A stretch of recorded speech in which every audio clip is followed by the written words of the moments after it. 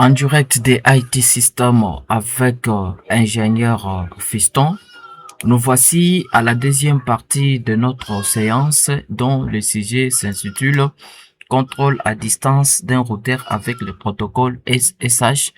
Comme le petit thème et le grand thème, c'est la configuration d'un protocole SSH. SSH veut dire Secure Shell, qui est un shell sécurisé. Alors, nous allons passer à la configuration.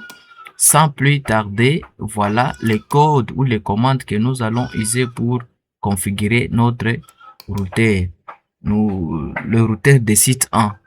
On va les copier jusqu'ici et les coller au niveau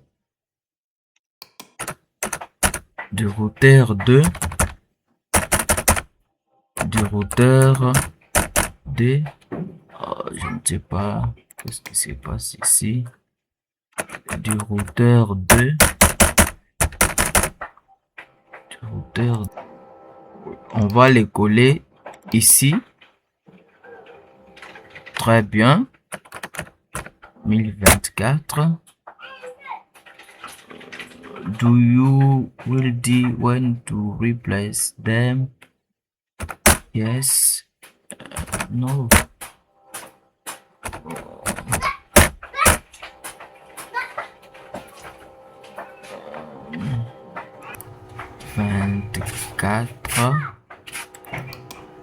Puis on continue avec la configuration pour prendre le reste des commandes et les coller au niveau de toujours R1.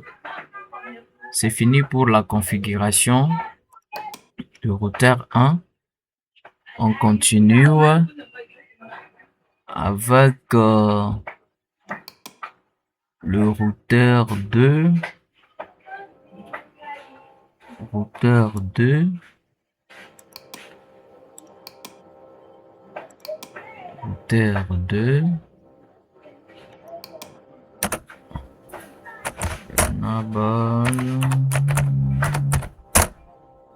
On va coller ça ici.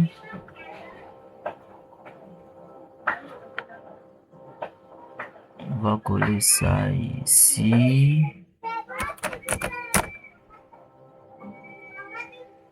On va coller ça ici. On va les coller ici. Et on prend la suite pour terminer notre configuration.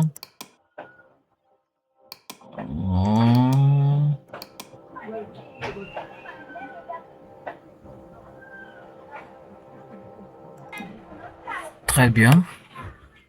Nous venons de terminer la configuration du routeur 1 et routeur 2.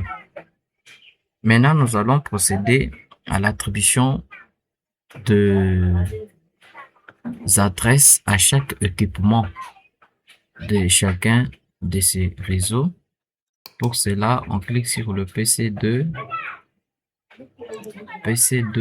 ipconfig, l'adresse est là, c'est déjà configuré avec le passerelle.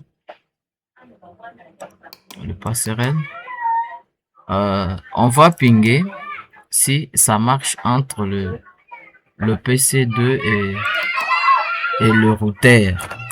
Ping 192.168.1.1. Ça marche. On va tester l'un des PC. Ça marche aussi. Maintenant, on va essayer d'atteindre le deuxième réseau. Ça ne passera pas parce qu'on n'a pas encore configuré.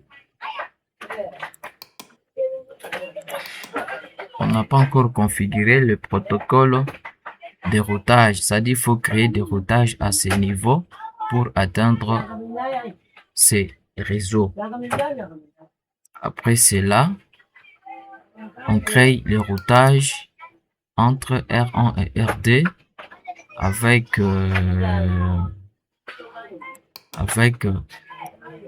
les commandes telles que vous les constatez, mais moi je l'ai déjà fait. Je l'ai déjà fait.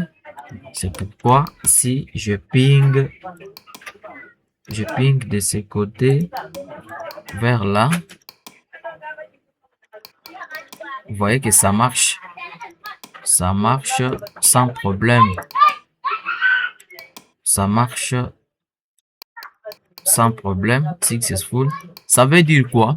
Après avoir configuré les routeurs 1 et les routeurs 2, vous allez créer le routage. C'est-à-dire vous allez mettre en place un protocole de routage pour router les informations vers le site distant.